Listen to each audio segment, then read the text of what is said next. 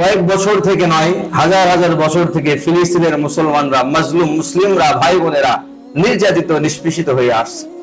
তাদেরকে ইসরায়েলবাসীরা যেভাবে অন্যায়, অবিচার, জুলুমের স্টিম লোড়া তাদের উপর চালিয়ে দিয়েছে, এতে করে বোঝা গিয়েছিল বা আমেরিকা যে সমস্ত ইহুদি খ্রিস্টানরা রয়েছিল তারা মনে করেছিল হয়তোবা মুসলমানদের আল্লাহ তাআলা নেই। নাউযুবিল্লাহ। যদি মুসলমানদের আল্লাহ তাআলা থাকতো, রব থাকতো, তাহলে মুসলমানদের উপরে আমরা যেহেতু অন্যায় করতেছি, জুলুম করতেছি, অবিচার করতেছি, নির্যাতন করতেছি, ফিলিস্তিনের মুসলমানদেরকে নিষ্পেষিত করে দিচ্ছি, এই মুহূর্তে তাদের আল্লাহ তাআলা আমাদের থেকে তাদেরকে হেফাজত করত। কাফের মুশরিক এই ধারণা নিয়েছিল। বর্তমান পরিপ্রেক্ষিতে পৃথিবীর যে একটা প্রেক্ষাপট অবস্থা আমাদের সামনে এসে গিয়েছে, যে ইরানের যে প্রধানমন্ত্রী রয়েছেন, প্রেসিডেন্ট রয়েছেন, সে ঘোষণা দিয়েছে ইসরায়েলকে ধ্বংস না করা পর্যন্ত এরকম ভাবে থামা হবে না, যুদ্ধ বিরত হবে না। সুবহানাল্লাহ বলেন। এটা আমাদের জন্য একটা খুশনসিব। আল্লাহ তাআলা বলেন ওয়াকুল জাল হক ওয়া যাকাল বাতিল ইন্নাল বাতিলা কানা যাহুকা। হক আসবে তো হকের কাছে বাতিল মাথা নত করবে। সম্মানিত তাওহীদ জনতা, প্রিয় মুসলিম ভাইরা আমার, আমাকে আপনাকে অবগত থাকতে হবে, বুঝতে হবে এবং জানতে হবে এবং মানতে হবে, হকের কাছে বাতিলকে মাথা নত করতেই হবে। এখানে একটি প্রশ্ন এসেছে, অনেকেই প্রশ্ন করেছেন আমাকে, যে আমরা যদি ইসলামী ইতিহাসের দিকে তাকাই তাহলে দেখতে পারবো ইরানের মতো রাষ্ট্র বোমা হামলা করে, মিসাইল হামলা করে অনেক বিগত দিনগুলোতে মুসলমানদের উপর অত্যাচার করেছে, অবিচার করেছে। প্রশ্নের দুইটা পয়েন্ট হলো। এক নম্বর পয়েন্ট হলো এটা।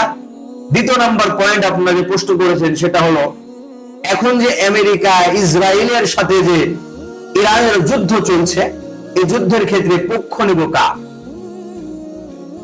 এখানে যদি সরাসরি উত্তর দেওয়া হয়ে যায় আপনাকে যে আপনি ইরানের পক্ষপাতিত্ব নিয়ে নেন, তাহলে এর পরিপ্রেক্ষিতে আপনারা আমাকে প্রশ্ন করে বুঝবেন যে ইসরায়েলরা যেমন ভাবে মুসলমানকে হত্যা করেছে, অবিচার করে, জুলুম করেছে, ঠিক তদ্রূপ ভাবে ইরানেরাও এক সময় মুসলমানদেরকে হত্যা করেছে।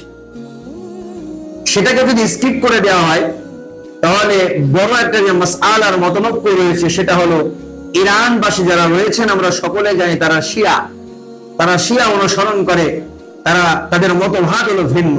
সেক্ষেত্রে আমি কার পক্ষপাতিত্ব নেব?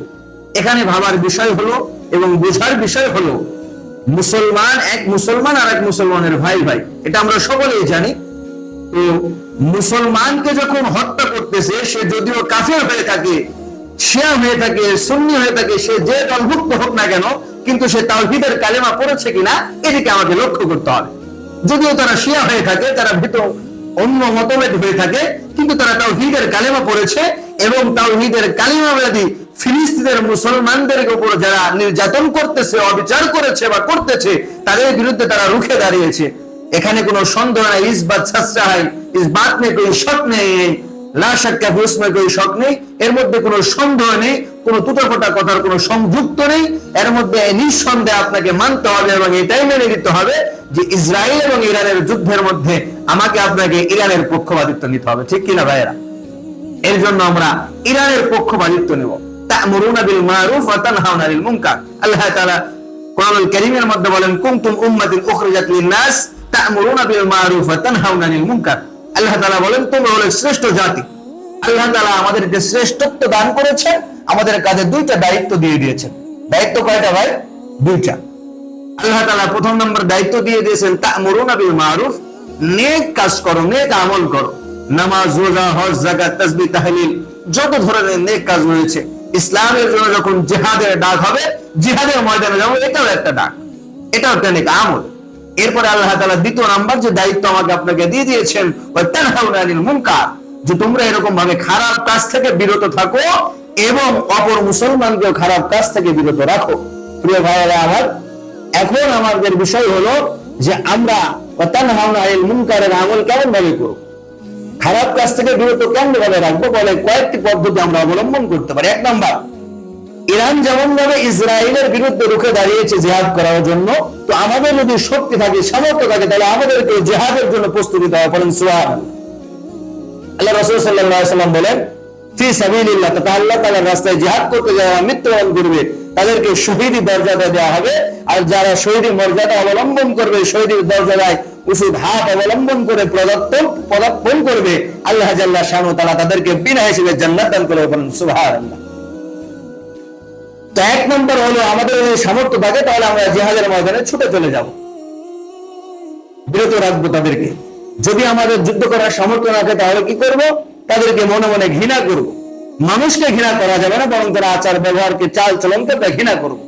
সেটাও যদি আমাদের মধ্যে না আসে তাহলে আমরা রব্বে করিমের দরবারে হাত তুলে তুলে দোয়া করবো, আল্লাহ তাআলা রব্বুল আলামিন তুমি মুসলমানদেরকে হেফাজত করো এবং মুসলমানদের উপরে যারা অন্যায় করছে, জুলুম করছে, অবিচার করছে, নির্যাতন নিষ্পেষিত যারা মুসলমানদেরকে করছে তাদেরকে তুমি হেদায়েত নসিব করো। তাদের যদি হেদায়েত না থাকে তাহলে তাদেরকে ধ্বংস করে দাও। এইভাবে যখন আমরা কাঁধে কাঁধ মিলিয়ে এগিয়ে যাব, দোয়া করে, তাদেরকে ঘৃণা করে, যুদ্ধের ময়দানে রণাঙ্গে ছুটে যখন চলে যাব, লিল্লাহি তাকবীর আল্লাহু আকবার ধরে দিয়ে যখন চলে যাব, শুধু ইরান নয় পুরো পৃথিবীবাসী যখন মুসলমানরা একত্রিত হয়ে যাব, শুধু ইসরায়েল তো দূরে থাক, পৃথিবীর কোন রাষ্ট্র মুসলমানদের উপরে হাত দেওয়ার সাহস তারা পাবে না। কথা বলেন ঠিক কিনা? কাজেই আল্লাহ তাআলা আমাদেরকে সেই তৌফিক দান করুন। আল্লাহ তাআলা জিহাদের ময়দানে ঝাঁপিয়ে পড়ার জন্য আমাদেরকে কবুল করুন।